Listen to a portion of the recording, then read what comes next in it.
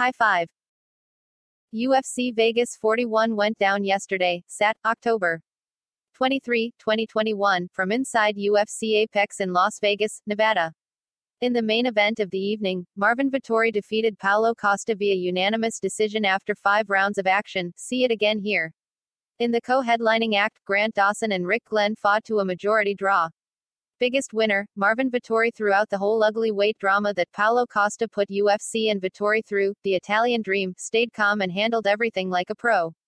Sure, he fired some shots over at Costa, but those were warranted and, if he chose to, could have gone full throttle with his verbal venom at the hulking Brazilian and it would have been warranted. Instead, he kept his cool and when fight night rolled around he delivered and took home the win. While he won't get into a title shot straight away, it has to feel good for Vettori to get back in the win column, silence Costa all while taking home 20% of his purse. To top it off, he also went home with a $50,000 post-fight bonus award. Not a bad night and week for the Italian Dream. Runner-up, Alex Caceres. Caceres took a huge illegal knee to the face in the first round from Sung Woo Choi, resulting in a point deduction. After taking the time to recover from the hard shot, Caceres came back with a vengeance and wound up submitting Choi, who had won 3 in a row, with a rear naked choke in what was truly a great comeback victory.